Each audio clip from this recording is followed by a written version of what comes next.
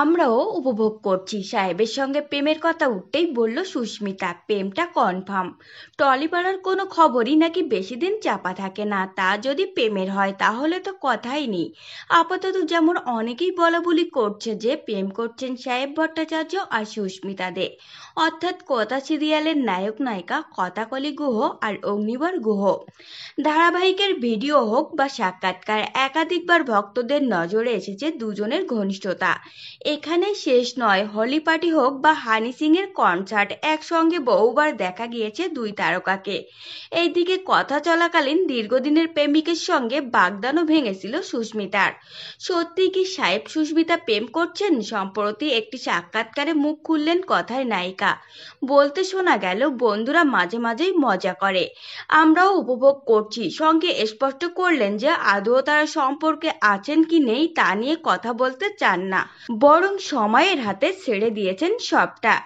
এর আগে চন্দ্রবিন্দু ছবির প্রিমিয়ারেও দেখা গিয়েছিল বারবার সুস্মিতার নাম নিয়ে সাহেবের পিছনে লাগছিলেন অদ্রিলা সেন।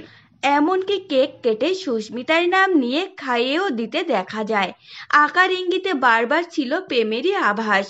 2024 সালের মাঝামাঝি সুস্মিতাদের প্রেম ভাঙার খবর এসেছিল। শুধু প্রেম বললেই ভুল হবে, অনির্বাণ রায়ের সঙ্গে রীতিমতো বাগদান হয়ে গিয়েছিল সুস্মিতার। এখানেই শেষ নয়, দুজনেই একসঙ্গে থাকবেন বলে একটি ফ্ল্যাটও কিনেছিলেন। আর এই সম্পর্ক ভাঙার পর থেকেই টলিউডের রটে কথার নায়ক সাহেব ভট্টাচার্যের সঙ্গে ঘনিষ্ঠতাই নাকি এই সম্পর্ক ভাঙার পেছনে। এমনকি এই প্রেম ভাঙার পর একের পর এক ইঙ্গিতবাহী কথাও লেখেন অনির্বাণ রায়। একটি পোস্টে সুস্মিতার প্রাক্তনকে লিখতে দেখা গিয়েছিল, ভদ্রতার খাতিরে চুপ করে আসি, আমি মুখ খুলতে বাধ্য হলে মুখ লুকানোর জায়গা পাবে তো। তো ফ্রেন্ডস, এই ছিল আজকের ভিডিও। আপনাদের যদি এই তথ্যগুলো ভালো লেগে থাকে অবশ্যই ভিডিওটিকে একটি লাইক করবেন আর চ্যানেলটিকে সাবস্ক্রাইব করে সঙ্গে থাকবেন।